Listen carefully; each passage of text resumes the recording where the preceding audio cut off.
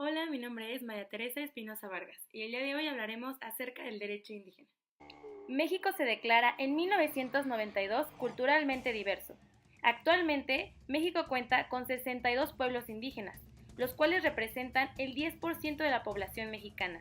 Hablamos de unos 11.133.562 personas de habla indígena, tomando en cuenta que solo existen 364 variantes lingüísticas.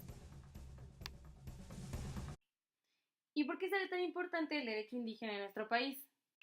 Pues empezando porque es reconocido por el artículo segundo constitucional después de la reforma del 2001 y aparte es considerada como fuente del derecho mexicano desde época prehispánica cuando juntan el derecho de Castilla con el derecho indígena.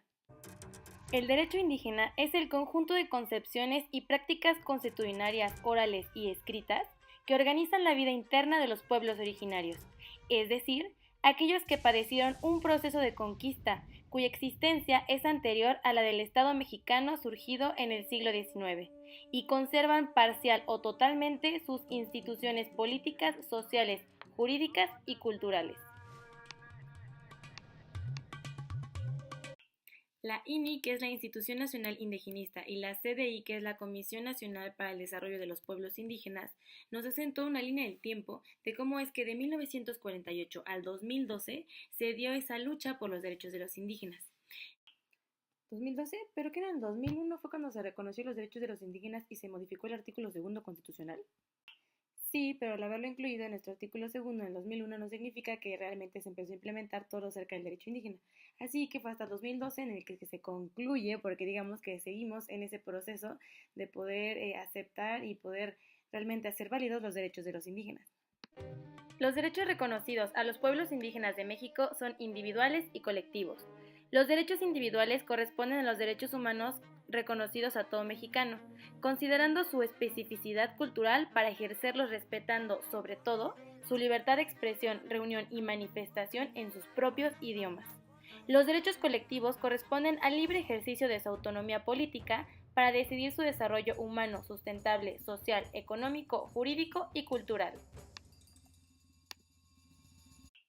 Pero nosotros podríamos preguntarnos, ¿cuál sería ese límite del cual ellos pueden aplicar sus propias reglas y sus propias leyes a no irse al extremo de contra los derechos humanos? Ante todo, tienen que respetarse los derechos humanos.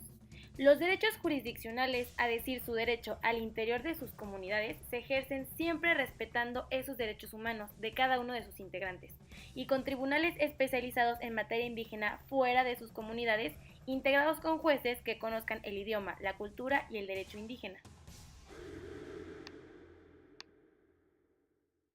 Concluyendo, los pueblos originarios son muy importantes para la sociedad mexicana y es importante ser incluyentes, no solo en nuestras leyes, sino también nosotros mismos y en especial como estudiantes de derecho. ¿Sabías que ni en la lengua ñañú ni en náhuatl existe la palabra violación? Entonces, cuando una mujer indígena llega al Ministerio Público a declarar, empieza a usar palabras como arrejuntado, arremontado, y se empieza el proceso pensando que es algo de violencia intrafamiliar, cuando realmente va pasando y se dan cuenta que hablaba de una violación. Vemos aquí cómo es que también hay algunas lagunas o algunos problemas todavía en el derecho indígena que tienen que ser resueltos. Así que te invito a que tú también te involucres en ello, y aunque no haya tanto dinero de por medio, ya que un indígena no te puede pagar mucho, pero sí es importante involucrarse porque es parte de nuestra diversidad cultural y hay que seguirla cultivando. Y hay que seguir apoyando a estas minorías para poder nosotros aportar algo a México.